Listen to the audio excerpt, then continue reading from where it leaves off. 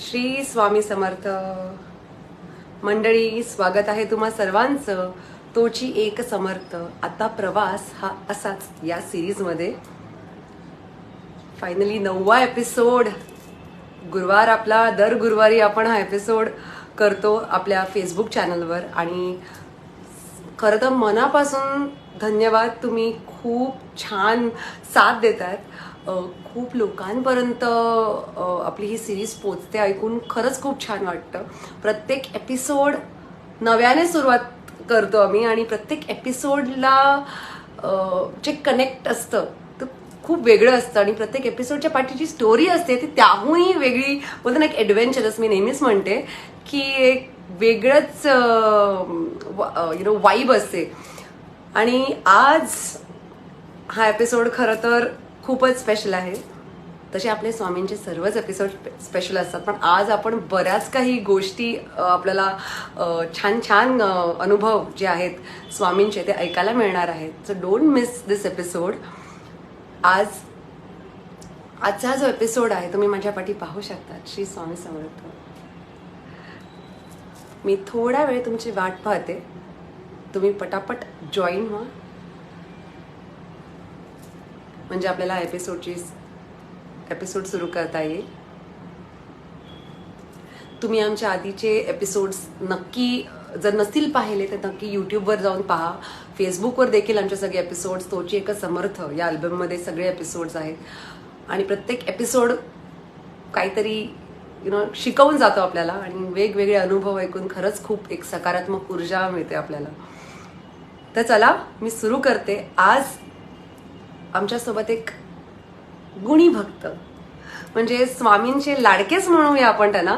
कारण का खरंच मी जेव्हा त्यांच्याशी बोलले, त्यांचे अनुभव सर्वप्रथम मला ऐकायला मिळाले तर ऐकून खरंच बिलीव्ह नाही होत की असे अनुभव पण कोणाला येऊ शकतात. असं मला असं वाटायचं की एक त्यांच्यासोबत एक वेगळंच कनेक्शन प्रत्येकाचंच असतं, पण छोट्या छोट्या गोष्टीतनं किती काही शिकायला मिळतं आणि ह्या अनुभवातूनच आपण शिकतो. आणि त्यांनी मला दुपारी सांगितलं की स्वामीनं आपली आई असते. आई तिनं आपल्याला मस्त आपल्या कुशीत घेऊन पाठीवर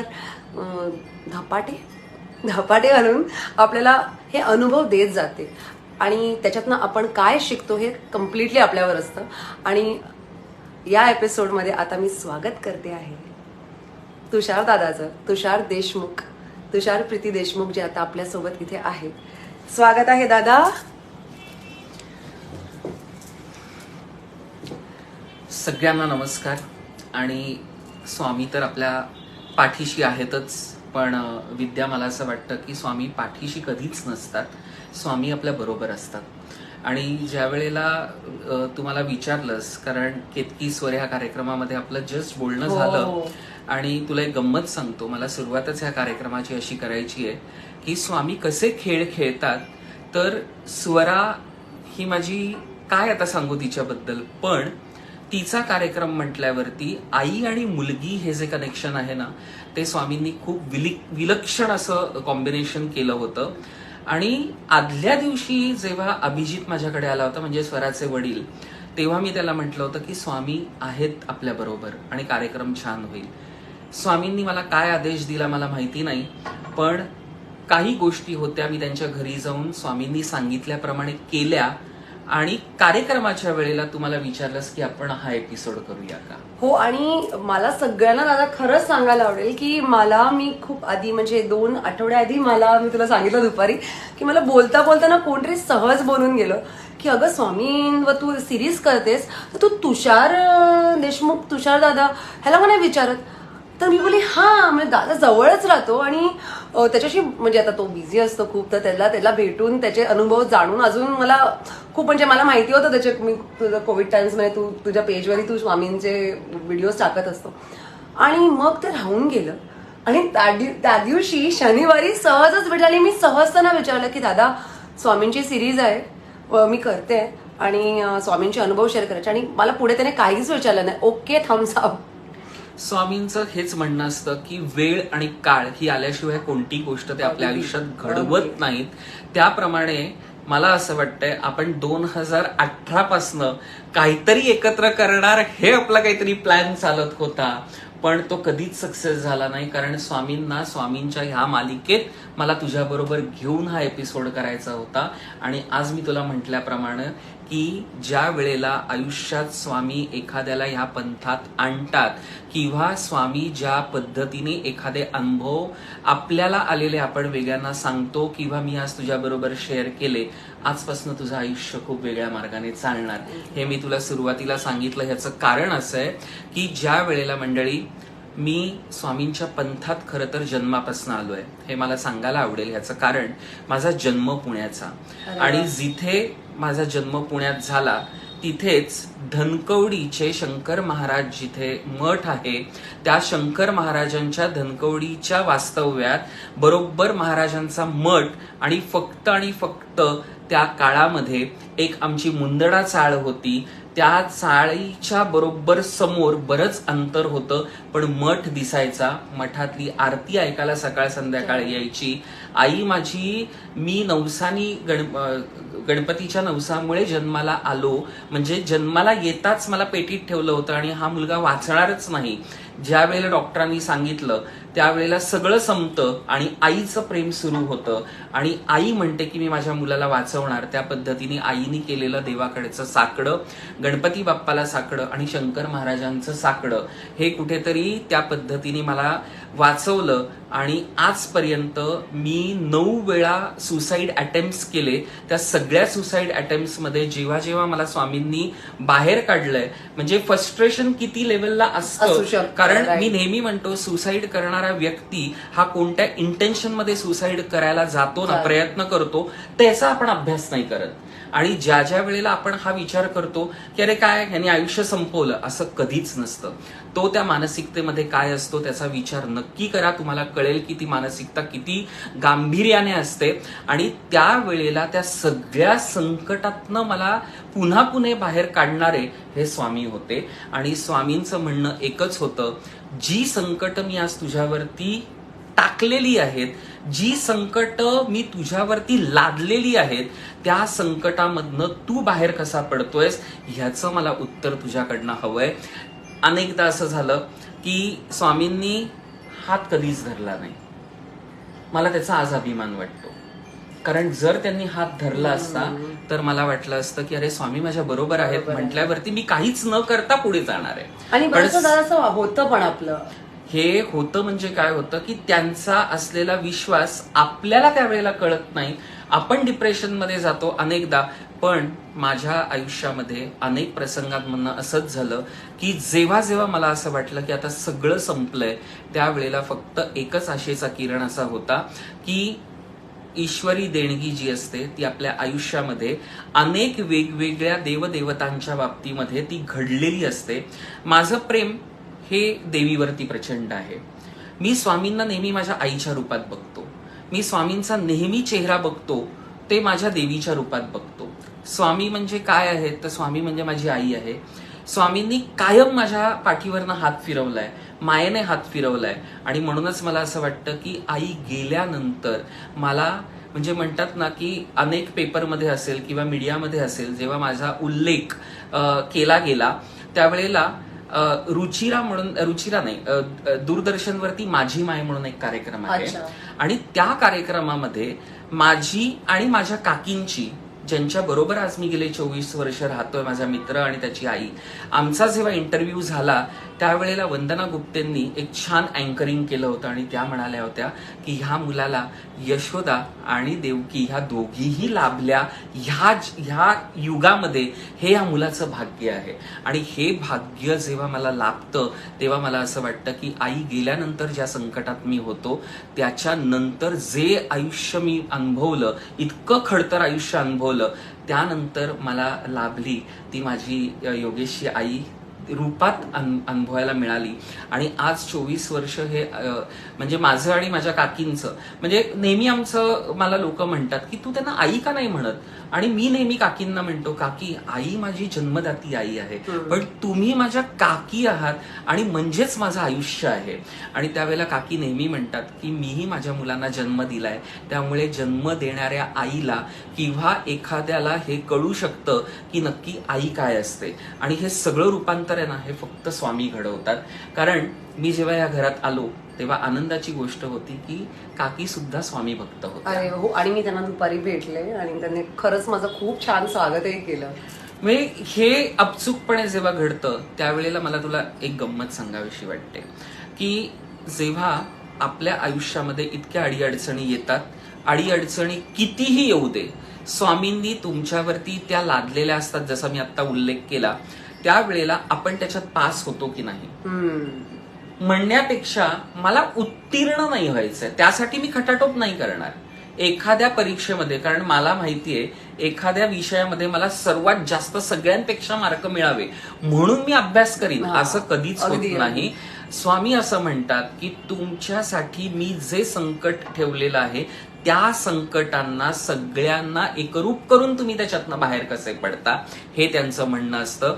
आणि संकट म्हणजे स्वामींनी दिलेलं आपल्याला एक प्रसाद माध्यम असतं. कारण तो जो संकटाचा काळ असतो ना तो फक्त अनुभवत जायचा, त्यांचे आशीर्वाद घ्यायचे, पुढे जायचं, अनेक वेळेला रडायचं, अनेक वेळेला त्यांच्याशी भांडायचं आणि भांडल्यावरती मग ते म्हणतात आज भांडलास ना माझ्याशी, बरं चांगलं आहे, त्यांना आनंद हे मी रिलेट करू शकते. आपण रडल्यावरती जे अश्रू असतात ना ते म्हणतात की अरे तुझे अश्रूच जर डोळ्यातनं आले नाही तर मी ते पुसणार कसे. त्यासाठी बहुधा ते अश्रू आपल्या डोळ्यातनं उघळतात. आणि प्रत्येक वेळेला मला असं वाटतं की स्वामी आपण जे आहोत ते आपण काहीच नाही आहोत. मी जे करतो ते मी व्यक्ती म्हणून काही करत नाही, तर स्वामींनी माझ्याकडनं जे समाजात घडवायचं आहे ते माझ्याकडनं घडवतात. त्यामुळे कधीही आपल्यामध्ये हा अहंकार असताच कामा नये की जे केलंय ते मी केलंय, मी सगळ्यांचं आयुष्य बदललंय किंवा मी लोकांसाठी केलंय. आपण कोणीही नसतो, फक्त आपण एक माध्यम असतो. आणि त्याचा अभिमान आपल्याला असला पाहिजे की स्वामींनी आपल्याला हे सगळं करण्यासाठी निवडलंय. त्यामुळे जर आपण एखादी गोष्ट करतोय त्याचा जर आपल्याला थोडासा जरी अहंकार वाटला तर तिकडच्या तिकडे स्वामी आपल्याला काय फटके देतात हे अनेकांना माहिती असेल. पण जर स्वामींनी आपल्याला माध्यम म्हणून ही गोष्ट करायला दिलीये तर ती स्वीकारून जर आपण केली तर मला असं वाटतं की स्वामी अनेकांच्या बरोबर असतात. पहिल्यांदा मी बघितलं नॉन स्टॉप स्वामी भक्त. दादा तू किती नॉन स्टॉप बोलला, म्हणजे तू एवढं बोलतोयस ना असं वाटतं की बोलायची गरजच नाही पडत इकडे. कारण का तू ते सगळं काही बोलून जातोय जे मलाही बोलायचं आहे. कारण का तुझे म्हणालास ना मगाशी की ते जेव्हा चॅलेंजेस येतात, एक एक आपल्याला हर्डल्स आपण बोलतो, ऑब्स्टेकल्स असतात आपल्या म्हणजे अडचणी, तर म्हणजे बोलतो ना की अडचणीचं दुसरं नाव गुरु आहे. म्हणजे तेच आपले लर्निंग्स असतात. आणि जर त्याच अडचणी स्वामी पण आपली परीक्षा घेत असतात, ते बघत असतात की बघतो आता कसा पास होतो. तर आपण डॉच केलं ना तर पुढे जाऊन ते हाय इंटेन्सिटी त्याची जास्त होते. पण ते एक्सेप्ट करावं आणि त्याच्यावर वर्क करावं आणि मात करून पुढे जावं. ओके नाही ना? 100%. म्हणजे ह्या सगळ्यामध्ये मला एक सांगावं असं वाटतं की मला रोज मठात जावं असं वाटतं का, तर अजिबात नाही. मला रोज स्वामींची पूजा करावीशी वाटते का, तर अजिबात नाही. स्वामी एकच म्हणतात, माझी पूजा करणं म्हणजे काय, मला स्वीकारणं म्हणजे काय, की ज्या ज्या व्यक्तींना आपली गरज आहे त्यावेळेला त्या व्यक्तींपर्यंत जेव्हा आपण पोचतो आणि त्यांना खारीचा वाटा तरी आपण आपल्या आयुष्यातली मदत केली तर ती त्यांची पूजा असते. त्यामुळे स्वामी कधीही म्हणत नाही की मला रोज तुम्ही अशा पद्धतीने पूजा करा, रोज माझ्यावरती तुम्ही येऊन सगळं केलं पाहिजे. नाही, स्वामींनी प्रत्येक व्यक्तीसाठी निवडलेलं हे माध्यम असतं. त्या माध्यमातनं आपण सकारात्मक काय घ्यायचं हे आपण ठरवायचं असतं. पण एक मात्र आहे की ज्या पद्धतीने ज्या वेळेला आईच्या निधनानंतर जी परिस्थिती माझ्यावरती ओढवली होती ती मला मुद्दामून नमूद करावीशी वाटते की त्यावेळेला 1 वडा आणि 7 पाव हे माझं दिवसभराचं जेवण असायचं. आणि त्यावेळेला मी स्वामींना नेहमी म्हणायचो, कारण काय होतं, स्वामींचा जो मठ आहे दादरमध्ये त्याच्या बरोबर नाक्यावरती जो मनोहर काकांचा वडापावचा स्टॉल आहे, त्या वडापावच्या स्टॉलवरती पूर्वी कसे तरी पैसे काही ना काहीतरी म्हणजे म्हणतात ना, हे वीक ते वीक आणि मग त्याच्यातनं उत्पन्न मिळालं की तो वडा आणि ते पाव घेण्यासाठी ते पैसे जमा करायला लागायचे. त्यातनं मी नेहमी विचार करायचो की आज माझ्यावर ही परिस्थिती आहे, पण उद्या खरंच माझ्या आयुष्यामध्ये काय घडणार आहे हे मला माहिती नाही. पण ज्या वेळेला मी तो वडा आणि ते पाव खाऊन ज्या वेळेला त्या मठाच्या गल्लीतनं कॉलेजला जायचो त्यावेळेला स्वामींचं दर्शन व्हायचं बाहेरनं. कधी आत गेलो नव्हतो, पण नेहमी मला तिकडनं एक सकारात्मक गोष्ट अशी वाटायची की आयुष्यामध्ये आज मला जी चणचण भासतीये, बहुधा अनेकांना माझ्याकडनं खाऊ घालण्याचे दिवस स्वामी माझ्यावरती आणणार आहेत का? कारण ही चणचण जर आपल्या आयुष्यात त्यांनी निर्माण केलेली असेल तर बहुतेक मला असं वाटायचं. आणि ज्या वेळेला माझ्या रेस्टॉरंटची सांगता झाली त्या क्षणाला ते दिवस आठवले. आणि ते दिवस जेव्हा आठवले तेव्हा एवढंच वाटलं की जी संकट स्वामींनी मला खाण्याचे वांदे होते, आज अनेकांना खाऊ घालण्याचे दिवस स्वामींनी आणले. ही जी ताकद आहे ती स्वामींशिवाय मला असं वाटतं की या ब्रह्मांडामध्ये त्यांनी जे घडवलंय ते अफाट घडवलेलं आहे. आपली श्रद्धा त्यांच्यावरती असणं म्हणजे काय? त्यांच्याशी भांडा, त्यांच्याबरोबर वाद घाला, त्यांना जे तुम्हाला म्हणायचे ते तुम्ही म्हणा, कारण ते आपले आहेत आणि आपल्या माणसाशी आपण नेहमीच भांडतो. मी कधीच त्यांच्याकडे आजपर्यंत कोणती गोष्ट मागितली नाहीये. याचं कारण असं आहे की मला असं वाटतं, कारण ह्याचा एक उल्लेख मी मुद्दामून सांगू इच्छितो. माझ्या आयुष्यात एक व्यक्ती अशी आली की ज्यांनी अध्यात्मामध्ये हिमालयामध्ये जाऊन अध्यात्म केलं होतं आणि प्रचंड तेजस्वी व्यक्ती, प्रचंड म्हणजे त्यांच्याकडे पाहिलं की तो कमाल अंडू त्यांच्या हातातला किंवा त्यांच्या इतकी तेजस्वी व्यक्ती. आणि जेव्हा माझी आणि त्यांची भेट झाली ते ऑफिसला आमच्या आले, आमच्या घरी आले. आम्ही त्यांचं सगळं स्वागत केलं. ज्या पद्धतीने आम्हाला स्वामींचा आदेश होता त्या पद्धतीने आम्ही त्यांचं स्वागत केलं. पण एक फक्त गोष्ट अशी झाली की त्यावेळेला मी अडचणीत होतो आणि स्वामींनी कशी परीक्षा पाहिली होती की त्या अडचणींमध्ये जेव्हा त्यांनी त्यांना माझ्याकडे पाठवलं, मी ज्या पद्धतीने त्यांचं स्वागत केलं, त्यांना जेव्हा कळलं की मी खूप संकटांमध्ये आहे, माझा व्यवसाय संकटामध्ये आहे, आमचं घर होईल की नाही हे माहिती नाही, इतकी संकट आमच्यावरती आहेत, त्यावेळेला त्या व्यक्तीने फक्त इतकंच सांगितलं की ही सगळी जी तुझ्यावरती आलेली संकट आहेत ती मी एक रात्रीत सगळी संपवू शकतो. फक्त तुला काय करायचंय तर तुझ्या ऑफिसमध्ये जो स्वामींचा फोटो आहे, साईबाबांचा फोटो आहे आणि गजानन महाराजांचा फोटो आहे, फ्रेम होती, गणपतीची फ्रेम आहे. त्यांनी सांगितलं की हे सगळं तुला फ्रेम्स काढावे लागतील आणि फक्त गणपतीची मूर्ती आणि माझा फोटो तिकडे लावावा लागेल. हे जेव्हा त्यांनी मला सांगितलं तेव्हा मी फक्त एवढंच म्हटलं की आयुष्यभर मी तुम्हाला माझे गुरु म्हणून मानीन. तुम्ही जे आज माझ्याकडे आलाय ते मी तुमचं असंच, कारण आपण जेव्हा एखादी व्यक्ती आपल्या घरातनं निघते तेव्हा आपण पुन्हा ती आपल्याकडे यावी म्हणून दही साखर देतो. त्या पद्धतीने मला असा प्रश्न पडलेला की मी यांना दही साखर देऊ की नाही, कारण ही व्यक्ती पुन्हा माझ्याकडे येऊन जर अशी डिमांड करायला लागली तर मी स्वामींना कसं सोडणार. आज पैसा माझ्याकडे प्रचंड येईल, सगळ्या गोष्टी येतील, पण मी स्वामींना कसं सोडू, ह्या सगळ्या गोष्टी मला खूप वाटत होता. पण मला स्वामींनी त्यांच्या हातात दही साखर द्यायला लावली आणि मग मला असं वाटलं की स्वामींनी यांच्या हातात दही साखर द्यायला लावली म्हणजे माझा हा डिसिजन चुकतोय का की मी त्यांचे फोटो काढून त्यांचा फोटो लावायचा आणि आज एका रात्रीत मी श्रीमंत व्हायचं. तुम्हाला खरं वाटेल खोटं वाटेल मला माहिती नाही, पण त्या रात्री फक्त मला स्वामींनी इतकाच दृष्टांत दिला होता की जंगलामध्ये मी फिरतोय आणि त्या जंगलामध्ये फक्त एकमेव अशी व्यक्ती आहे की जी माझ्या पाठी माझ्या बरोबर येतेय आणि त्या दरीतनं मी पडतोय आणि ती व्यक्ती पुढे येऊन त्यांचा हात माझ्या पायांवरती ठेवते आणि म्हणते घाबरू नकोस, कायम मी तुझ्या बरोबर आहे, फक्त तू पुढे पडायचं की नाही हे तुझ्यावरती आहे. पुढे चाललास आणि संकट आली तर मी आहे, पण एखादा निर्णय तू घ्यायचा वेगळा ठरवलास तर मी तुझ्या बरोबर नसीन. आणि ह्या गोष्टींमधनं मला जे समजायचं ते मी समजलो. दुसऱ्या दिवशी मी जे माझ्याकडे आले होते त्यांना मी फोन केला, त्यांचा फोन होता, मी त्यांना फोन केला, त्यांनी मला एका ठिकाणी बोलवलं. तिथे मी जेव्हा गेलो त्यावेळेला मी जे काही पाहिलं ते माझ्या आयुष्यातलं एक म्हणतात ना की दृश्य असं होतं. अनेक फिल्म स्टार्स होते, अनेक व्यावसायिक होते की जे टॉप लेवलचे होते आणि नाही त्यांचा दरबार भरतो. त्या दरबारामध्ये अंधेरीमध्ये होतं आणि नाही स्वामींच्या मठात नाही, जे माझ्याकडे आले होते ज्यांनी मला सांगितलं होतं त्यांच्या दरबारात हे सगळे बसले होते. आणि जेव्हा मी त्यांना विचारलं, म्हटलं गुरुजी आज मी तुमच्याकडे आलोय, तुम्ही मला बोलवलं, त्यांनी फक्त मला सगळं दाखवलं आणि सांगितलं मी तुला सांगितलंय ते स्वीकार, तुला जे पाहिजे ते मी ह्यांच्याकडनं सगळं मिळवून देऊ शकतो. त्या क्षणाला माझ्या तोंडून फक्त एकच आलं, एवढाच मी पाया पडलो आणि त्यांना म्हटलं, स्वामी समर्थ, स्वामी माझी आई आहे आणि मी माझ्या आईला कधी माझ्या बाजूनी करूच शकत नाही, सावरूच शकत नाही. त्यामुळे माफ करा, कायम तुम्ही माझ्यासाठी एक आदर्श असाल, पण स्वामींना मी सोडू शकत नाही. तुम्हाला खोटं वाटेल, त्या दिवसापासनं आज तागायत मला ज्या ज्या संकटांना तोंड द्यायला लागलं, त्या संकटांमध्ये स्वामी माझ्या पाठीशी नाही तर माझ्या बरोबर आहेत, हे मी नेहमी म्हणतो. याचं कारण असं आहे की माझ्याच मित्राचा आत्ते भाऊ राजन म्हणून, जो बँगलोरला असतो, त्याला स्वामींचा दृष्टांत आहे.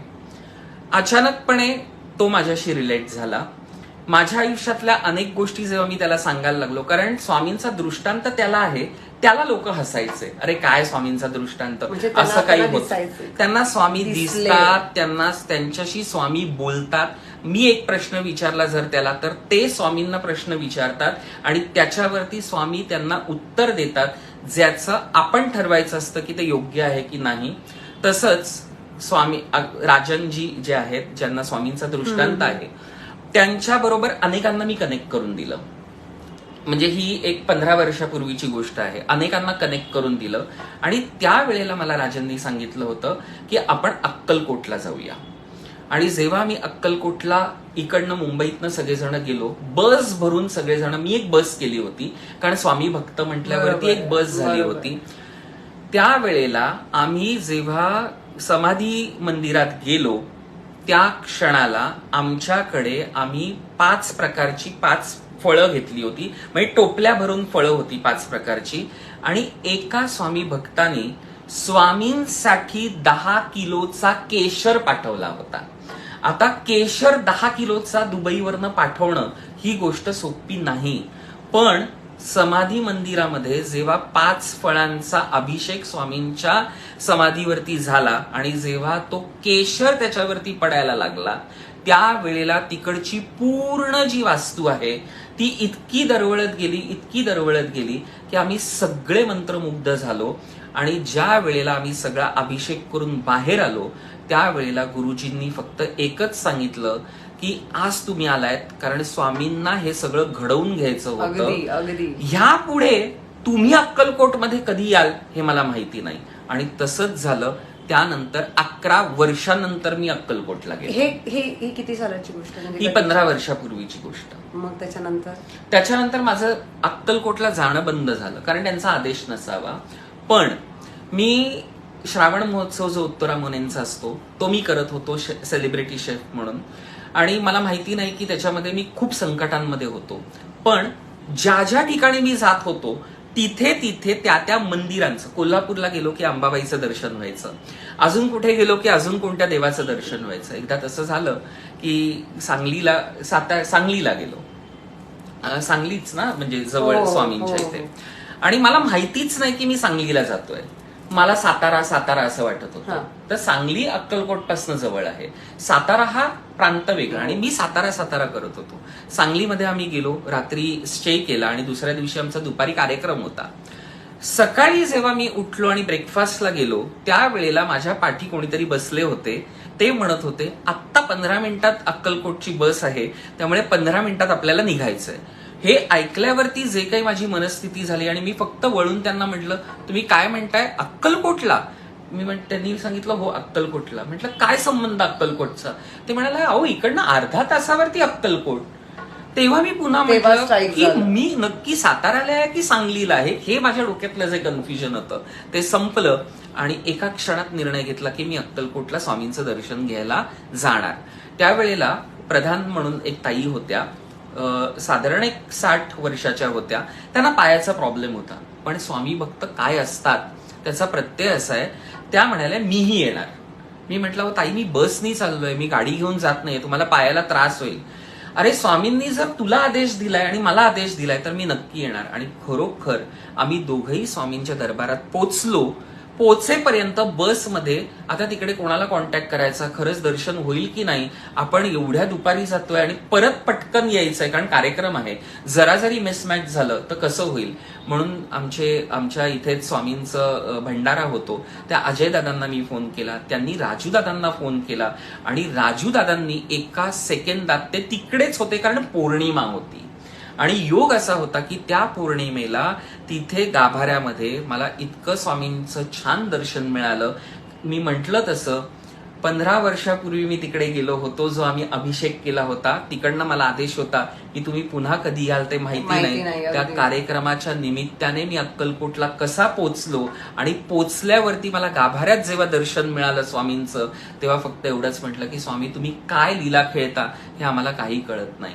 आणि त्यावेळेला फक्त राजूदादा एकच म्हणाले, ह्या पुढे तिची सगळी संकट संतुष्टात आली, कारण स्वामी तुझी परीक्षा घेत होते की संकटांमध्ये तू योग्य पद्धतीने वागतोयस का तू वेगळ्या मार्गाने जातोयस. आज तू वेगळ्या मार्गाने न गेल्यामुळे तू आज अक्कलकोटमध्ये आहेस.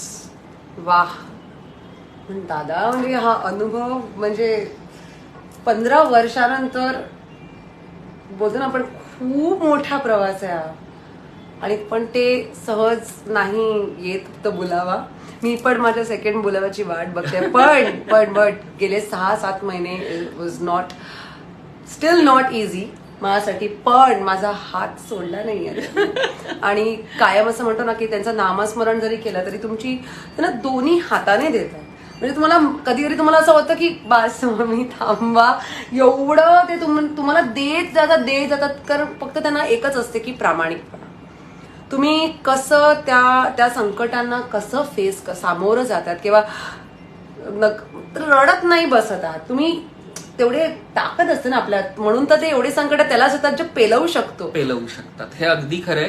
कारण माझ्या व्यावसायिक आणि ह्या सगळ्या प्रकरणामध्ये माझ्यावरती 3 वेळा असे प्रसंग आले. एक जसा मी सांगितला होता की एका रात्रीत मी सगळी गोष्ट पैशाने संपवू शकलो असतो, तसाच एक प्रसंग असा होता की 2 बॅग भरून 500च्या नोटा माझ्याकडे आल्या होत्या. आणि त्यावेळेला एक प्रकरण असं होतं की देशद्रोहाच्या विरोधात माझा लढा होता. आणि ज्या देशद्रोहाविरोधात मी लढत होतो त्याच्या बायकोकडनं मला 500च्या 2 बॅग भरून जेव्हा नोटा आल्या, तेव्हा एका मीडियावाल्याने फोन केला, लावून दिला त्याच्या बायकोला, त्या देशद्रोहाच्या बायकोला. आणि फक्त मला फोनवरती इतकंच सांगण्यात आलं होतं, आपके प्रॉब्लम्स हमें मालूम है, ये तो सिर्फ तोहफा है, आप हमारे बारे में बात करना बंद कीजिए, एक बार आपने ये स्वीकारा तो आपके लिए और ऐसे 2 तोहफे आएंगे. मी फक्त त्यांना इतकंच फोनवरती म्हटलं होतं की आज तुम्ही जे मला पाठवलंय ते तुम्ही तुमच्या नवऱ्याच्या प्रेमापोटी पाठवलंय, हे मी तुमचा रिस्पेक्ट करतो, पण माझा लढा हा माझ्या आईचा आहे आणि त्यासाठी मी देशद्रोहाच्या विरोधात लढतोय. कारण माझी आई देशद्रोहाच्या प्रसंगात मृत्युमुखी पडलीये, ती शहीद झालीये. त्यामुळे तुमचा लढा हा तुमच्या पद्धतीने योग्य जरी असला तरी मी हे स्वीकारू शकत नाही. माझी कितीही संकट असली तरी माझे स्वामी माझ्या पाठीशी आहेत, कारण त्यांना मी माझी आई मानलेलं आहे. त्यामुळे आज जरी लोकांनी मला वेड्यात काढलं, कारण मी 3-4 जणांना नंतर जेव्हा सांगितला हा प्रसंग अगदी जवळच्यांना, तेव्हा त्यांनी फक्त एवढंच सांगितलं की तुझ्यासारखा मूर्ख व्यक्ती आम्ही कधी बघितलाच नाहीये. आणि हे जेव्हा सांगितलं तेव्हा मी इतकंच म्हटलं होतं की मला खात्री आहे की मी ह्यातनंही बाहेर पडीन, पण जेव्हा बाहेर पडीन तेव्हा अभिमानाने मी बाहेर पडीन. आणि जर मी हे स्वीकारलं असतं तर आयुष्यात मी देशद्रोहाच्या बाजूनी गेलोय ह्याचं मला कायम दुःख असतं आणि मी आयुष्य जगूच शकलो नसतो. त्यामुळे स्वामी आपली ही परीक्षा वारंवार घेत असतात की ते आपल्याकडे हे प्रसंग मुद्दामून निर्माण करतात. तुम्ही त्याच्यातनं कोणती गोष्ट स्वीकारताय हे ते बघतात आणि मग त्यातनं आपली परीक्षा घेत घेत आपल्याला या परिस्थितीप्रमाणे आणतात. खरंच मला तर काय सुचतच नाहीये तुझ्या आता बोललास, म्हणजे आता मी तुला पुढे काय विचारू मला कळत नाही, कारण का हे म्हणजे खूपच ही प्रायव्हेट गोष्ट आहे जी तू म्हणजे आज मला असं वाटतंय की जेव्हा अशा इंटरव्ह्यू मध्ये की जिथे आपण स्वामी भक्त म्हणून एखादी गोष्ट व्यक्त करायची असते तेव्हा ही अनेकांना ही माहिती नसते. अजून एक गोष्ट मुद्दामून सांगतो की स्वामी भक्त काय असू शकतो आणि स्वामींवरती आपला विश्वास. आपण जेव्हा म्हणतो ना की स्वामी आपले आहेत, असं काही नसतं. स्वामी आपले आहेत असं सगळेच म्हणतात, पण स्वामींनी आपल्याला स्वीकारलंय की नाही किंवा आपण स्वामींच्या परीक्षेत पास झालोय की नाही त्याच्याकडे लक्ष द्या. स्वामी आपलेच आहे हे सगळंच म्हणतात आणि ते आपले आहेतच. तुम्ही त्यांच्या कितीही मनाविरुद्ध वागा तरी ते आपले आहेत. पण स्वामी भक्त होणं हे सोपं नाही. ज्याच्या आयुष्यात संकट तो स्वामी भक्त. ज्याच्या आयुष्यात संकट आल्यावरती तो संकटांमधनं मी एका रात्रीत कसा बाहेर पडीन म्हणून अनेक मार्ग जो स्वीकारतो तर कधीही स्वामी भक्त होऊ शकत नाही. तर फक्त स्वामी म्हणतात की ठीक आहे, माझं तू नाव घे पण तू माझा भक्त होऊ शकत नाहीस. ह्याचं मला प्रत्यय आहे. ह्याचं कारण असं आहे की ज्या वेळेला स्वामींनी माझी खरी परीक्षा घ्यायची ठरवली ती अशी होती की आपल्या महाराष्ट्रामधलं म्हणा महाराष्ट्रातले एक खासदार होते आणि म्हणजे ही गोष्ट आज मी रिव्हील करतोय कारण स्वामी आहेत आणि त्यांनी हे घडवलेली गोष्ट आहे आणि हे ज्यांना माहिती आहे जे हे ऐकत असतील ते लगेच रिलेट करतील कारण हे आजपर्यंत मी कधी डिस्क्लोज केलंच नव्हतं. त्या व्यक्तींपर्यंत फक्त हे माहिती होतं पण स्वामींचे प्रत्यय हे लोकांना कळलेच पाहिजे. अगदी खासदार होते. त्यांच्या आयुष्यात मी खूप जवळीक झाली होती माझी आणि अचानकपणे माझ्याबद्दल काय लोकांनी त्यांना भडकवलं मला माहिती नाही कारण नेहमीच आपल्याबद्दल ह्या गोष्टी होत असतात आणि मला असं वाटतं की ते घडल्यावरतीच आपण मोठे होत असतो. आणि अचानकपणे असं झालं की त्यांच्या बाबतीमध्ये असा प्रसंग घडला की प्रचंड टोकाला ते प्रकरण गेलं होतं आणि त्यांना असं वाटत होतं की या सगळ्या प्रकरणाचं मूळच मी आहे. आणि त्यांनी सांगितलं की तू एवढं स्वामी स्वामी करतोस, सगळं करतोस, एका बाजूला खोटारडेपणा करतोस, जर तू सच्चा स्वामी भक्त असशील तर माझ्या घरी ये, मी तुझी वाट बघतोय. त्या क्षणाला मी कसलाही विचार न करता ताबडतोब त्यांच्या घरामध्ये पोचलो. पोचल्यावरती त्यांची बायको होती, अनेक त्यांचे बाकीचे जे खरं खोटं करणारे होते ते होते आणि ते खासदार होते. आणि हे सगळं करत असताना अचानकपणे त्यांचा भडका इतका वाढला की त्यांनी त्यांच्याकडची भरलेली रिव्हॉल्वर काढली, मुद्दामून ती उघडली, मला दाखवलं की सगळ्या गोळ्या त्याच्यामध्ये त्यांनी भरल्या आहेत आणि त्या भरलेल्या गोळ्यांमध्ये फक्त एक गोळी त्यांनी बाहेर काढली आणि त्यांनी मला डोक्यावरती रिव्हॉल्वर ठेवली आणि ती डोक्यावरती रिव्हॉल्वर ठेवून त्यांनी सांगितलं माझ्या आयुष्याची तू बर्बादी केली आहेस. आज जर तू म्हणतोयस की तू स्वामींचा भक्त आहेस, मीही दत्तगुरूंचा खूप मोठा भक्त आहे. आज या 6 गोळ्यांपैकी एक फक्त गोळी मी काढलेली आहे, 5 गोळ्या इथे आहेत, मी तुझ्या डोक्यावर रिव्हॉल्वर ठेवली आहे. जर तू खरा नसशील तर मी ट्रिगर दाबणार आणि मग सगळा खेळ तुझ्यावरती. मी इतकंच म्हणलं हो बिनधास्त करा, मला कसलीच भीती नाहीये कारण स्वामींनी मला जर तुमच्याकडे येण्याची सद्बुद्धी दिली आहे तर एक नक्की आहे की मी जे वागलोय ते सच्चाईनेच वागलोय, मी कधीही चुकीचं वागलेलो नाही. त्यामुळे एक काय तुम्ही तीही एक गोळी भरा आणि माझ्या डोक्यावरती रिव्हॉल्वर ठेवून ती दाबा, कधीच त्याच्यातनं गोळी सुटणार नाही. हा जो माझा विश्वास होता तो त्यांच्यामुळे होता आणि तसंच झालं.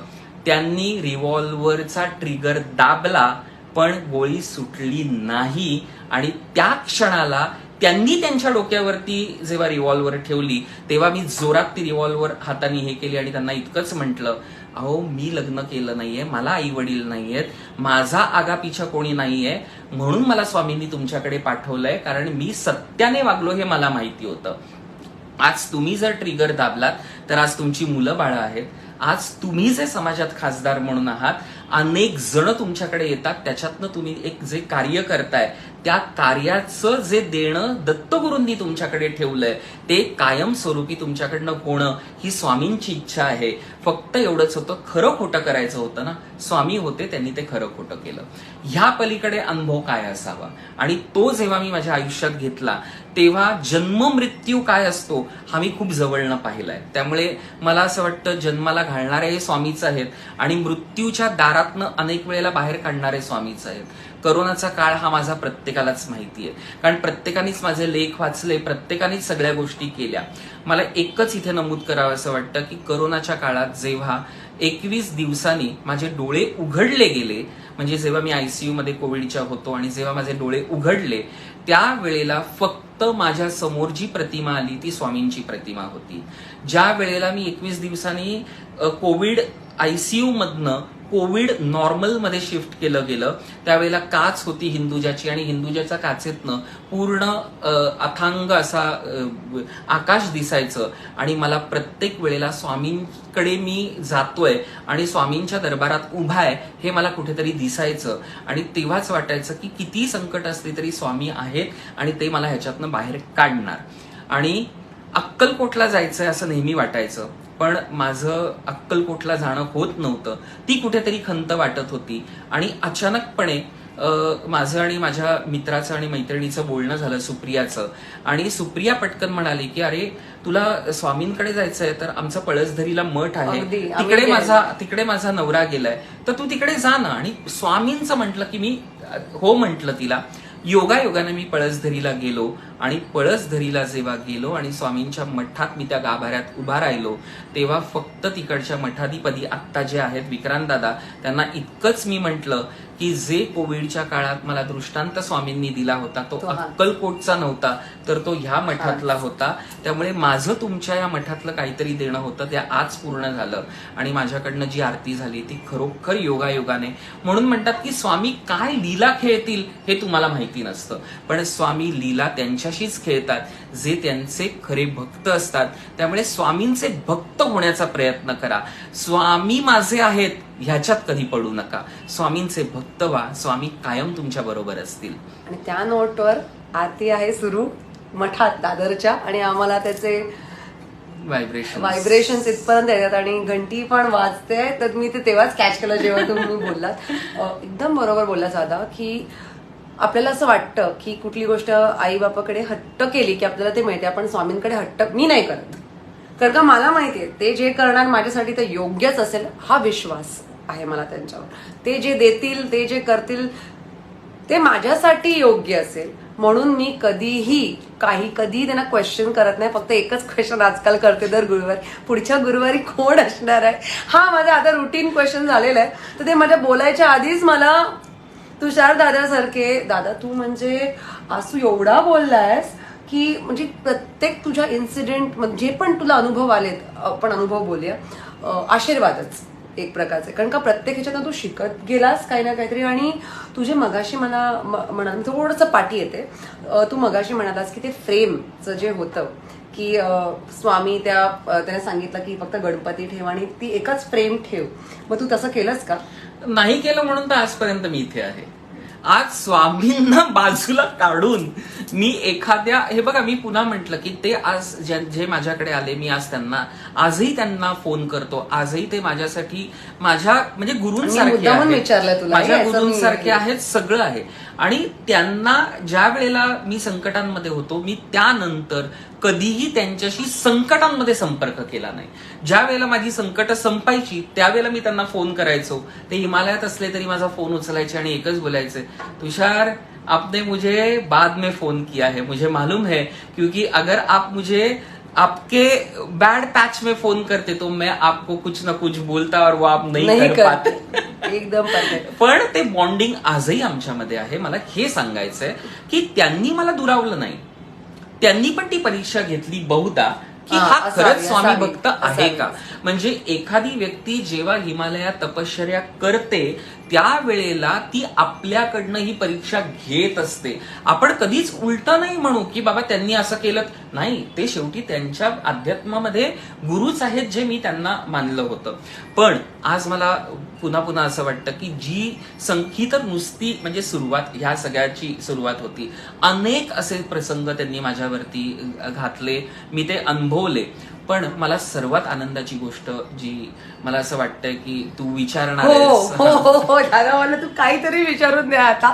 दादाला एवढे अनुभव आलेत जे दादा म्हणाला. म्हणजे आज स्वामी तुम्ही सगळं ऐकतायत ना दादा, बघ सगळं रिव्हील करतोय आज, काही सोडणार नाही ना आपण. कारण का त्यांच्या अशा अनुभवाला की त्यांच्याबद्दल बोलायला लागली मी की लोक मला कधी कधी खरंच मला असं वाटतं की वेड्यात काढतात की काय की मुलगी किती बोलते त्यांच्याबद्दल, थांबतच नाही, ब्रेकच नाहीये. जेव्हा तू म्हणालास की माझ्याबरोबर पण एक असं इन्सिडेंट झालेलं की जेव्हा माझ्या देवाऱ्यात मी तुला सांगितलेलं की दत्तगुरू होते, पुढे स्वामी समर्थ, ही फ्रेम कॉमन आहे आपल्या सगळीकडे मार्केटमध्ये मिळते, आणि गजानन महाराज होते आणि साईबाबा होते. आणि एक एक असा सहज एखादा दिवस मी सकाळी बत्ती लावलेली, पण संध्याकाळी बत्ती जेव्हा लावत होती तेव्हा त्याच्यामधून स्वामी, नुसते स्वामी गायब झालेले त्या फ्रेम मधून. आणि तो माझ्या आयुष्यातला सगळ्यात मोठा शोध की ते गेले कुठे. आणि मी एवढी वेडी की मी इकडे तिकडे शोधते, म्हणजे मला ते भानच नाही राहिलं की अगं ते फ्रेम मध्ये होते. ते असे कोणी लहान मुलगा असं माणूस नाहीये की ते इकडे तिकडे लपले असते. तर मी बोले कुठे गेले एवढी पॅनिक झाली. तेव्हा मला बऱ्याच लोकांनी सांगितलं कदाचित त्यांना तुझ्याकडे नाही राहायचं असेल किंवा काहीतरी संकट आलं असेल म्हणून ते गेलेस. ती भीती ना दादा की मी पुन्हा त्यांना आणू का माझ्या आयुष्यात, म्हणजे परत घेऊन येऊ का, त्यांना राहायचंय का नाही माझ्याकडे, की ते काय म्हणून गेले, मी असं काय चुकले का कुठे, की परत आणायची हिंमत माझ्याकडे नव्हती. पण मी बोलली नाही, जर ते आज त्यांना कदाचित देवारात राहायचं नसेल, आय डोंट नो याच्यामध्ये किती मला तुला विचारायचं होतं असं काय आहे का ग, म्हणजे ते सोलो, म्हणजे मी त्यांना एकटंच नाही. एक मात्र निश्चित आहे, हे मला प्रामुख्याने का सांगावं असं वाटतं की आज मी जसं राजनजींचा उल्लेख सांगितला तसं गेले आत्ता एक 8-9 वर्ष मला एक स्वामींशी थेट बोलणारे एक स्वामी आहेत, मी त्यांना स्वामी म्हणतो. आणि थेट ते बोलतात, ते वटवृक्षाच्या खाली बसतात, त्यांच्याकडे जनता दरबार भरायचा. आता वयोवृद्ध असल्यामुळे त्यांची मुलं त्यांना अलाउड करत नाही, कारण कसं असतं, ती एकदा शक्ती आपल्यामध्ये आली, आपण जेव्हा अनेकांचे प्रश्न विचारतो आणि ती शक्ती जेव्हा आपल्यामध्ये येते त्यावेळेला बऱ्याचदा असं होतं की ती शक्ती कुठेतरी आपल्याला वयानुसार थोडंसं डाऊन करते. त्यामुळे मुलांना आपल्या वडिलांची काळजी असणारच, त्यात वादच नाही. त्यामुळे तो दरबार हळूहळू बंद करण्यात आला आणि स्वामींचं, म्हणजे मी त्यांना स्वामी म्हणतो, स्वामींचा कनेक्ट बऱ्याच जणांशी बंद झाला. आणि त्यांनी सांगितलं की ह्यापुढे मी बोलणं शक्य नाही, तुम्हाला तुमचे जे प्रश्न आहेत ते तुम्ही थेट देवाऱ्यात स्वामींसमोर मांडा, ते तुम्हाला उत्तरं मिळतील.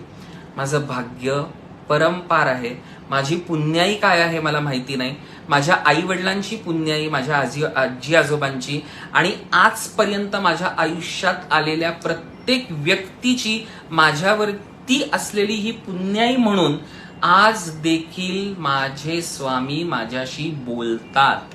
आजपर्यंत अनेक प्रश्नांना त्यांनी माझी उत्तरं दिलेली आहेत.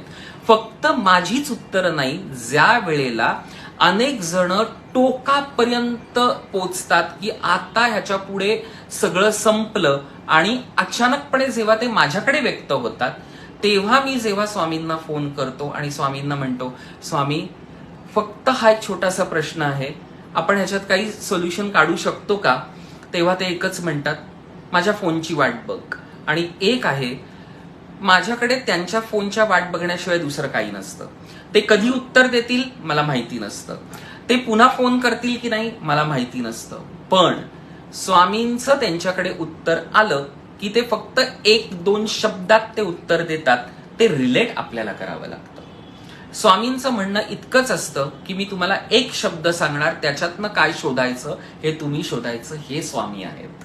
तुम्हाला सगळंच जर स्वामींनी दिलं तर स्वामी म्हणतील मग तुम्ही व्यक्तीच नाही आहात, मीच सगळं तुमच्यासाठी करतो, असं कधीच होत नाही. स्वामींच्या पंथातल्या प्रत्येक भक्ताला ते असाच कोड देतात, डिकोड. येस, करत बसतो त्याला डिकोड. आणि मग हे केल्यामुळे जे काही निर्माण होतं, अनेकांना मी जेव्हा त्याच्यातनं उत्तरं दिलेली आहेत त्याच्यातनं त्यांना मानसिक आधार मिळतो, त्याच्यातनं त्यांची उत्तरं मिळतात. त्यांना माहिती असतं की आज ते संकट संपणारं नाहीये, पण तरी देखील त्या संकटातनं आपल्याला मानसिक आधार कसा मिळता येईल त्याचं उत्तर त्यांना मिळतं. कारण स्वामी नेहमी म्हणतात, आपल्या आयुष्यात, प्रत्येक व्यक्तीच्या आयुष्यामध्ये जो वाईट काळ असतो तो त्याला अनुभवावाच लागतो. त्यावेळेला त्याच्याबरोबर मीही नसणार आहे, कारण तो अनुभवल्याशिवाय तुम्हाला मुक्ती नसते. आणि जर तुम्ही त्याच्यातनं मार्ग काढलात तर तो शॉर्ट टेम्पर्ड मार्ग असतो, त्यानंतर तुम्हाला मुक्ती मिळणं शक्य नाही. त्यामुळे असे अनेक इन्सिडेंट्स झाले. आजही स्वामींच्या, म्हणजे म्हणतात ना, चरणाशी मी आहे, कारण ते माझ्याशी या बाबतीत बोलतात. आणि दुसरा उल्लेख, जो मला शेवटचा उल्लेख स्वामींच्या या पंथातला करायचा आहे, तो म्हणजे ज्या वेळेला मी अनेक गोष्टी, म्हणजे राजनजी जे मी आता उल्लेख केला, खूप छान व्यवसाय होता, आणि म्हणजे म्हणतात ना की एकाच्या 70 गाड्या, सगळं छान होतं. आणि त्यावेळेला मी कनेक्ट झालो. ते राजनजींनी अचानकपणे फोन केला आणि त्यांनी सांगितलं, उठ आणि ताबडतोब दादरच्या स्मशानभूमीत जा. मला कळलंच नाही की स्मशानभूमीत का. आणि ज्या वेळेला मी स्मशानभूमीच्या इथे गेलो, म्हणजे जात होतो, सूर्यवंशी हॉलच्या पुढे एक राईट जातो जो स्मशानभूमीच्या इथे जातो. स्मशानभूमीला लागून जी भिंत आहे त्याच्याच भिंतीच्या इथे एक मोठा बोर्ड लिहिलाय, जांभेकर महाराज मठ. आणि त्याच्याकडे माझं लक्ष गेलं. आणि मी जेव्हा मठामध्ये गेलो त्यावेळेला तिकडे जे आता मठ सगळं सांभाळत आहेत ते आप्पा जगदाळे, जे आत्ता नाहीयेत, त्यांनी देहत्याग घेतला. पण मी जेव्हा गेलो त्यावेळेला आप्पा होते. आणि आप्पा तिकडे त्या घोंगडीवरती बसले होते जांभेकर महाराजांच्या मठास, म्हणजे फ्रेमच्या समोर, म्हणजे मठामध्ये. आणि त्यावेळेला आप्पा पटकन म्हणाले, आलास, स्वामींनी पाठवलं तुला. तो जो क्षण माझ्या आयुष्यात होता तो प्रचंड क्षण होता. कारण स्वामी तुम्हाला कुठे पाठवायचं हे ते ठरवतात, आपण कोणी नसतो. स्वामी प्रत्येक वेळेला एकच म्हणतात की त्या त्या देवांची त्या त्या वेळेला पूजा करणं हे कर्म प्राप्त आहे. पण तुम्ही जर वाईट वागून देवाची पूजा केलीत, जसं मी आत्ता तुला म्हणणार होतो, ती कधीही फळाला येत नाही. आपल्याला वाटतं की आपण पूजा केली पण त्याचं फळ कधी मिळत नाही. त्यामुळे पूजा करण्यापेक्षाही मला असं वाटतं की तुमचं मन स्वच्छ ठेवा. अशाच प्रकारे तुम्ही सगळ्या नोटीस केलं असेल आमच्या पाठीची फ्रेम आहे. मी बोललं दादा तू कंटिन्युटी मध्ये बोललास आणि मला त्याचं खूप एक्साइटमेंट आहे ते सांगायचे. कारण का दुपारी जेव्हा मी घरी आले दादाला भेटले तेव्हा आज बाय द वे मी ऍक्च्युली शेफ तुषार देशमुख यांचा आजच्या मस्त स्वामींचा नैवेद्य, स्वामींचा प्रसाद, गरम गरम भज्या, छान भात डाळ, कोबीची भाजी, मस्त. स्वामी खूप लकी आज, खूप छान. म्हणजे आणि मी आले तेव्हा एकदम रिलॅक्स्ड होते आणि छानपैकी मस्तपैकी मग नैवेद्य दाखवला आणि मग मला स्वामींचा प्रसाद खायचा योग फायनली आला माझा, हो की नाही.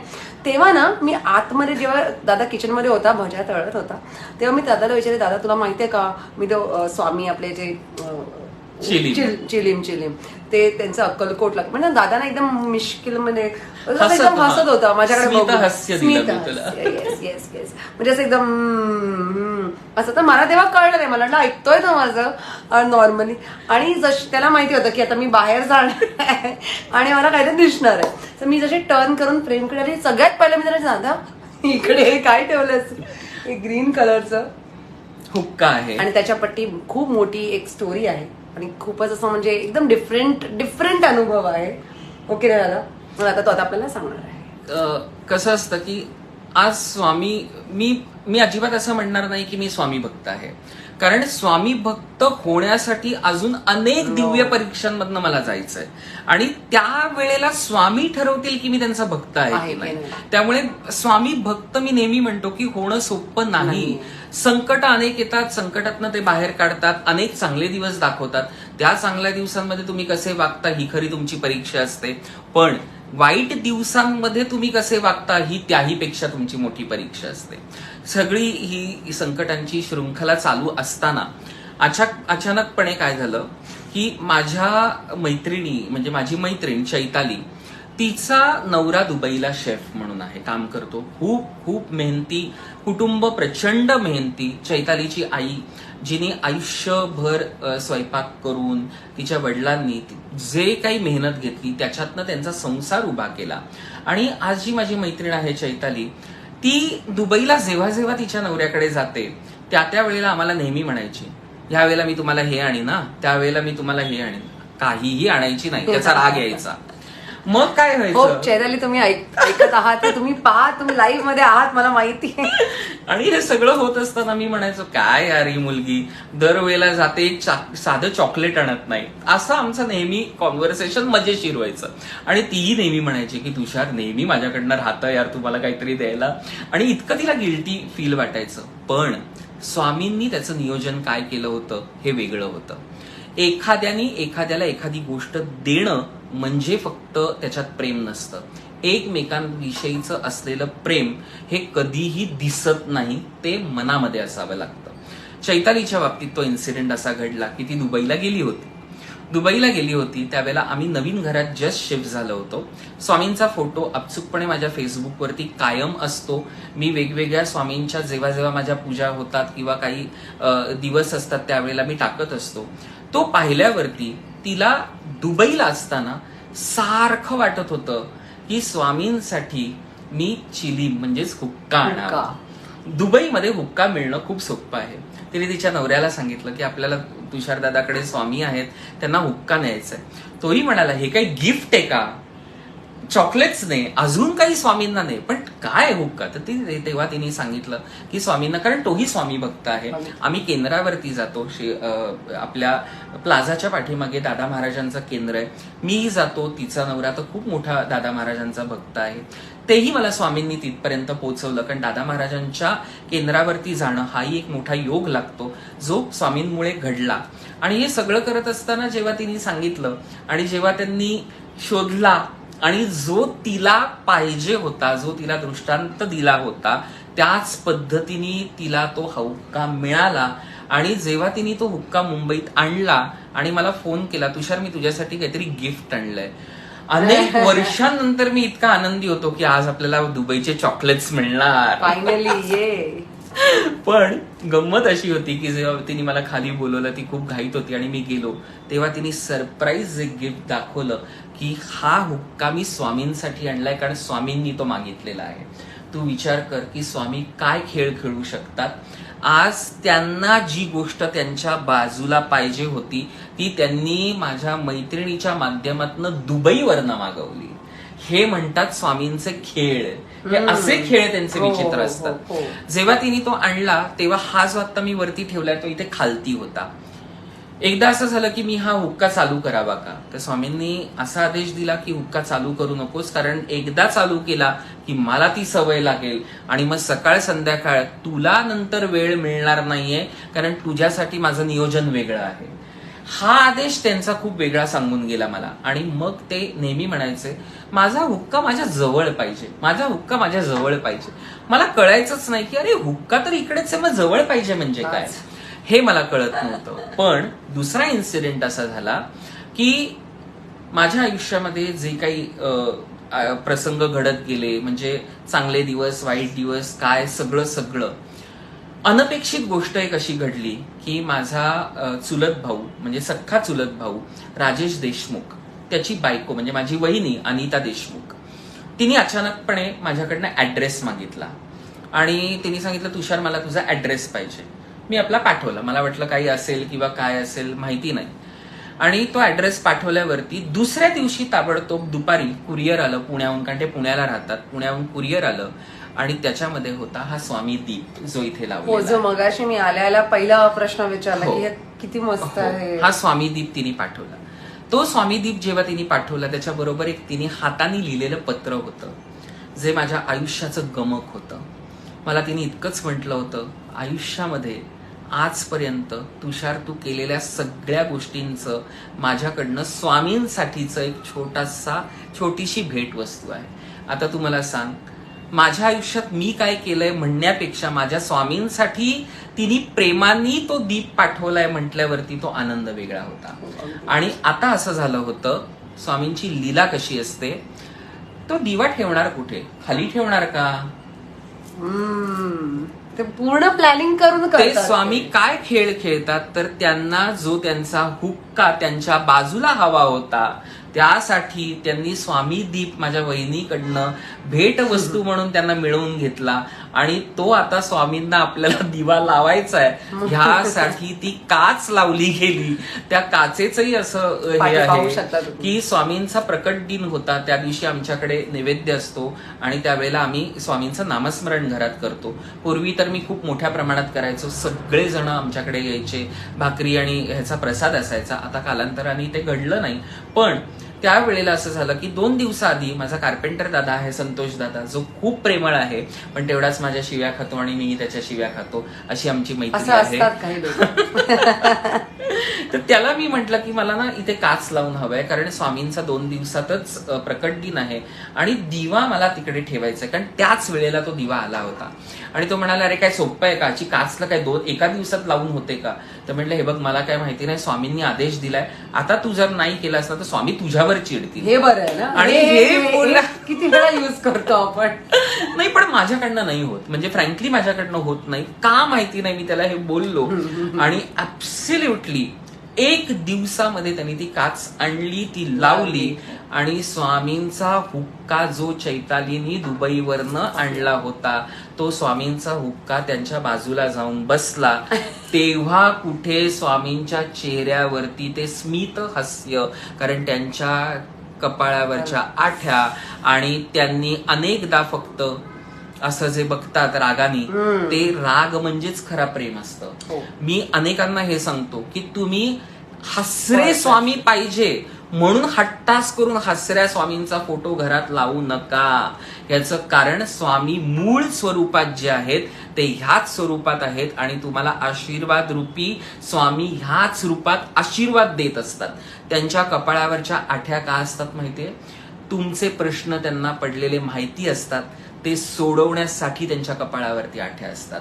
आणि म्हणून ते नेहमी स्मित हास्याने एकच सांगतात, तुझं संकट मी घेतलंय, त्या आठ्या माझ्या आहेत, आता तुझ्या नाहीयेत. त्या संकटातनं मी तुम्हाला बाहेर काढीन, फक्त माझ्या परीक्षेत उत्तीर्ण व्हा तरच तुम्ही पास व्हाल.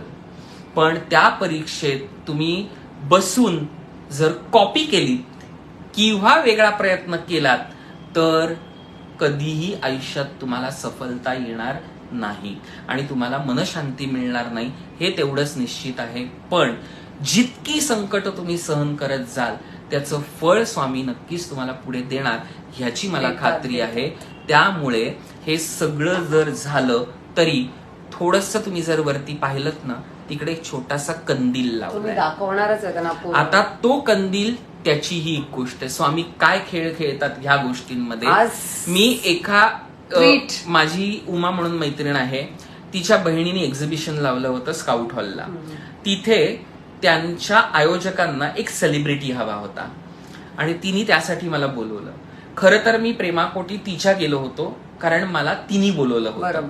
त्यामुळे तिच्या व्यवसायाला उभारी यावी म्हणून मी गेलो. तिने मला दिवाळीचं एक्झिबिशन होतं, प्री दिवाळी एक्झिबिशन होतं.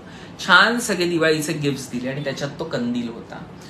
कंदील जेव्हा मी आणला तेव्हा घरातनं शिरल्या पहिलं माझं लक्ष गेलं ते स्वामींच्या फ्रेमकडे, कारण तो छोटासा कंदील जो तिकडे लागला तो आज तागायत तिथे आहे. काढण्याची माझी हिंमतही होत नाही आणि आपण नुसतं सेलोटेप लावली की माहितीये काही दिवसांनी ते दोरा पडतो. तुम्हाला खोटं वाटेल, मी अनेकदा तो साफ करतो, त्याच्यावरनं फडका मारतो, तरीही तो कंदील पडत नाही. त्यामुळे स्वामींनी दिलेली हे 3 आशीर्वाद रूप माझ्याकडे आहेत. एक म्हणजे त्यांच्या डोक्यावरचा कंदील, एक म्हणजे त्यांचा हुक्का आणि स्वामींचा दिवा. हे लोकांकडनं मिळालेलं स्वामींच्या रूपातले आशीर्वाद माझ्या बरोबर आहेत. म्हणून मी नेहमी म्हणतो की जनसंपत्ती निर्माण करा. पैसा आज आहे, उद्या नाहीये. पैसा आपल्याला लागतोच, पैशाशिवाय आपण जगू शकत नाही. पण फक्त पैसा कमवण्याच्या नादात जर तुम्ही हे सगळं गमवलं तर तुमच्याकडे पैसा राहील पण बाकी काहीच राहणार नाही. त्या पैशाचा काहीही उपयोग होत नाही. हे करोनाच्या काळात मी सगळ्यांना दाखवून दिलेलं आहे. तुम्हाला जर पाहायचं असेल तर त्याचे व्हिडिओज पाहू शकता. माझ्याकडे पैसा आहे म्हणून मी माझ्या आईला ऍडमिट करणार नाही बीएमसी हॉस्पिटलमध्ये, मी स्वतःचं हॉस्पिटल बांधीन, असंही माझ्याकडे सांगणारी लोक होते. पण स्वामींनी जे खेळ खेळले ते असे होते, पैशाचा माज माझ्याकडे चालत नाही. ते ब्रह्मांडाचे नायक आहेत.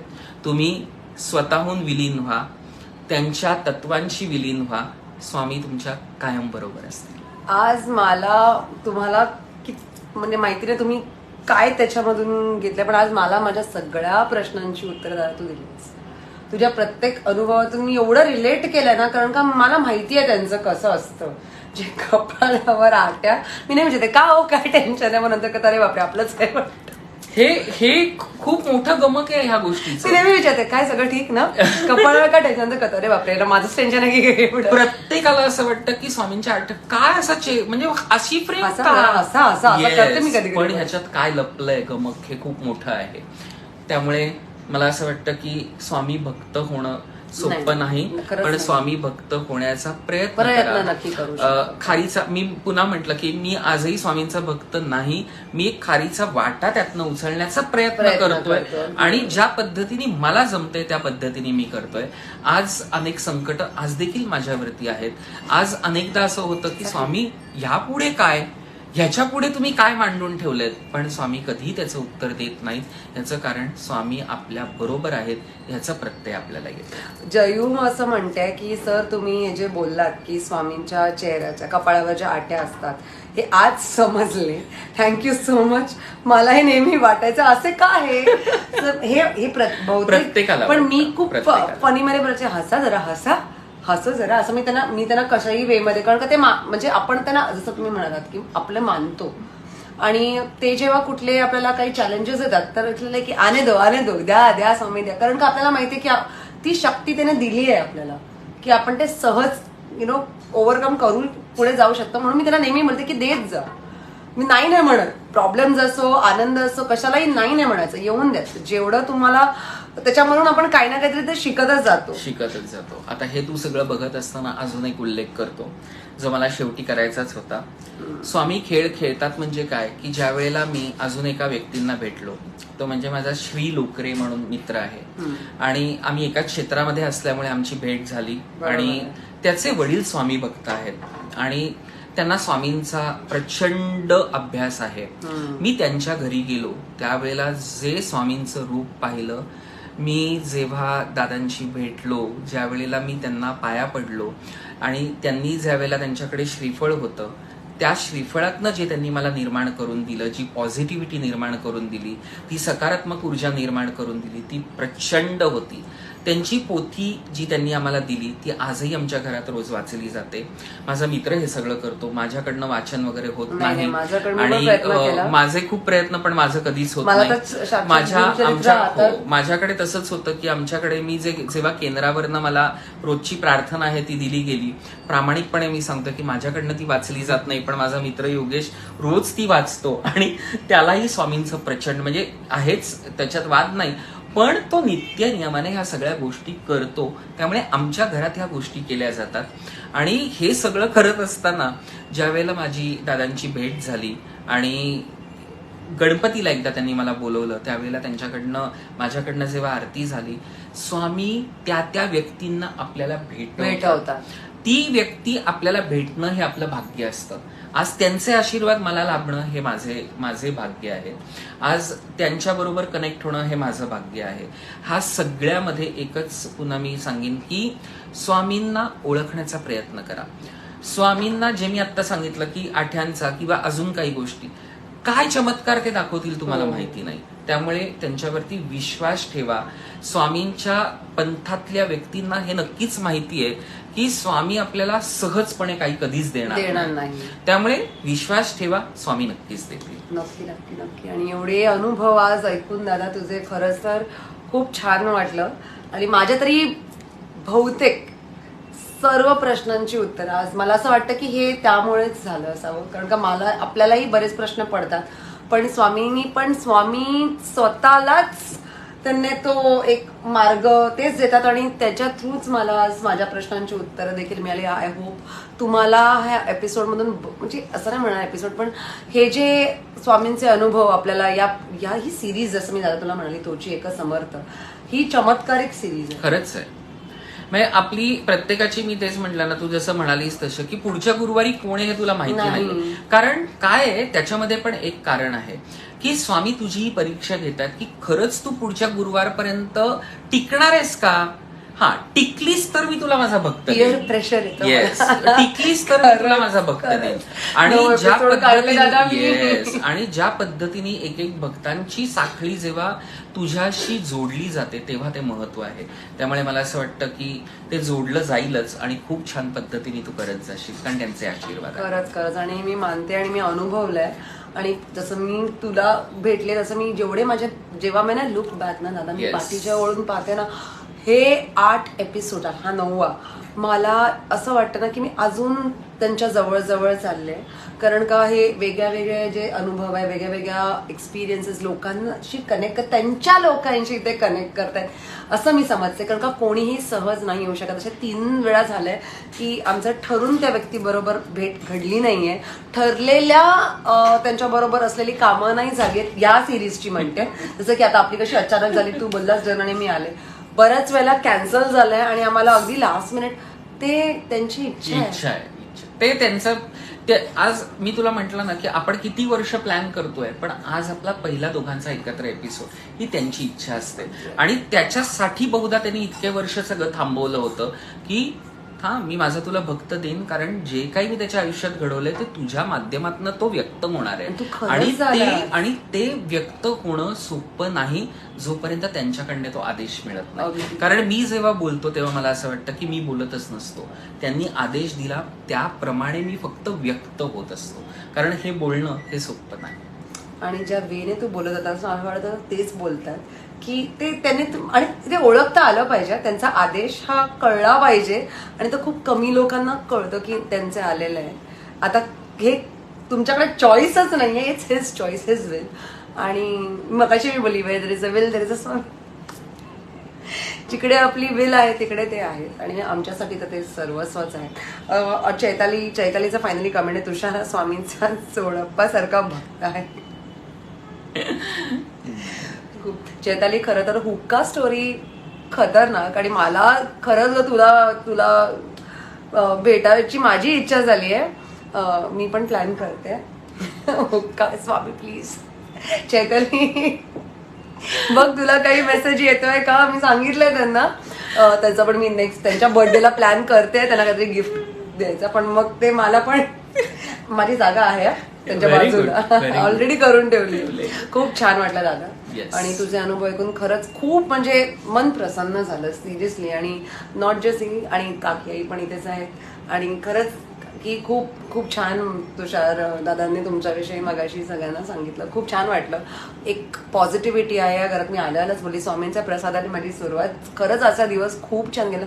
मी आज एवढी फिरले पण मी अजिबात थकली नाहीये, कारण का एक्साइटमेंट होती. रात्रीचा एपिसोड हा तोची एक समर्थते दादाचे अनुभव तुमच्यापर्यंत पोहोचवण्याची जी माझी काय तू मगाशी ते काय बोलायचं चल काय चलचल नाही तू काय तो चळचळ काय काय तो शब्द तुझा चंचल काहीतरी म्हणा काहीतरी बोललास तू ना चणचण.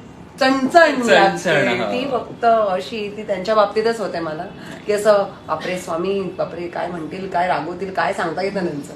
ओके नाही हे खरं आहे. आणि मी शेवटच्या नोटला इतकंच म्हणेन की स्वराचं ना एक स्वामींचं गाणं आहे, निशंक हो निर्भय हो म्हणाले. मला असं वाटतं की प्रत्येकाने ते ऐकावं. इतक्या चिमुकलीने ज्या पद्धतीने सादर केलंय ना, मला मुद्दामून हे सांगावंसं का वाटतं की स्वामींनी तिला आशीर्वाद जे दिलेत ना ते वेगळे दिलेत. आणि हे मी लिंक का करतोय, कारण ह्या सगळ्यामधनं मी अनेकदा ते ऐकलेलं आहे. मी हॉस्पिटलमध्ये असताना मी निशंक हो निर्भय हो म्हणारे हे इतक्या वेळेला पद्मजा फेणाणींचं ऐकलेलं आहे.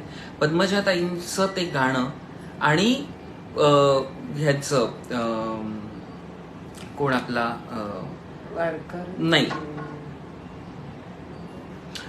मी आता लक्षात नाही येते, अजित परबनी जे गाणं कंपोज केलं आणि ज्या पद्धतीने ते गायलं, त्या 2 गाण्यांनी मला जी सकारात्मक ऊर्जा दिली होती ती प्रचंड होती. माणसाने माणसासारखे जगावे. अगदी. आणि ह्या सगळ्यांतनं मी वारंवार ते गाणं आमच्या वॉर्डमध्ये मोठ्या आवाजात ऐकायचो. प्रत्येकाला आनंद वाटायचा. माणसाने माणसा ते तशीच आहे ना.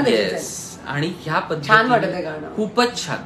आणि त्याही वेळेला मी त्या दोघांना संपर्क केला होता की ह्याच्यामुळे माझ्या हॉस्पिटलच्या काळामध्ये तुमच्या दोघांची असलेली साथ ही प्रचंड होती. गीत असतं ते म्हणतात ना मंत्र असतं, पण ज्यांनी ते गायलंय, ज्यांनी कंपोज केलंय त्यांचे आभार तर मानलेच पाहिजे, कारण त्यांनी आपल्यापर्यंत ते पोहोचवल्यामुळे आपण तिथे असतो. असे आणि अनेक अनुभव, असंख्य अनुभव स्वामींचे आहेत. ते प्रत्येक स्वामी भक्ताला असतात, पण आपल्याला वेळेची बंधनं असतात असं मला वाटतं. आणि त्या बंधनांमधनं अनेक पुढच्या गोष्टी लोकांसमोर येतील, वेगळ्या माध्यमातून येतील. अगदीच. आणि मला अशी खात्री आहे की तू जे सत्र चालू केलेलं आहेस ते सत्र स्वामींच्या माध्यमातनं स्वामींचे भक्त तुझ्यापर्यंत पोचतील, तू त्यांच्यापर्यंत पोचशील. पण ह्या सगळ्याचं जेव्हा एकरूप होईल ना, तेव्हा ती माळ जोडली जाईल.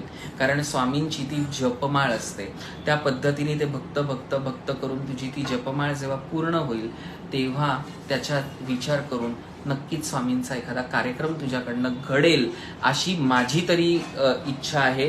आणि स्वामी तुझ्याकडनं ते घडवतील हीही मला म्हणजे खात्री आहे. कारण बहुधा त्यांच्याकडनं तो तुझ्यासाठी आदेश असेल.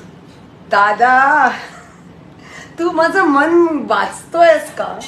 मी गॅरंटेड सांगू शकतो की हे तुझ्याकडनं घडणार आहे. कारण तो सोहळा इतका असणार आहे की त्यामध्ये स्वामी भक्त वेगवेगळ्या ठिकाणून येतील आणि ते सगळे ऐकायला उत्सुक असतील. त्यामुळे विद्या जे त्यांनी तुझ्याकडनं नियोजन केलंय ते तुझ्याकडनं केलंय आणि ते तुझ्याकडनं पूर्ण होईल याची मला खात्री आहे. कारण ते आहेत आणि ते आहेत म्हटल्यावरती सगळं शक्य आहे. मला माझ्या सगळ्या प्रश्नांचं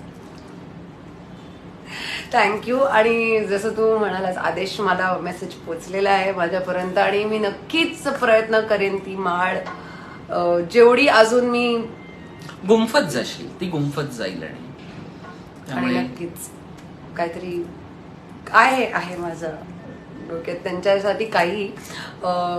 खरंच तुमच्या सर्वांची साथ कायम लाभली आहे, अशी साथ देत राहा. होप तुम्हाला आजचा हा स्पेशल एपिसोड आवडला असेल आणि भरपूर सारं प्रेम आणि पॉझिटिव्हिटी आमच्याकडून तुम्हाला.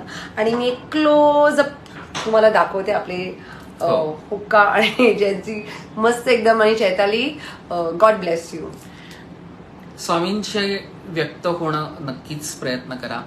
स्वामींना आपलंसं करण्याचा प्रयत्न करा. कारण स्वामी आपले आहेत हे मानणं खूप सोपं आहे.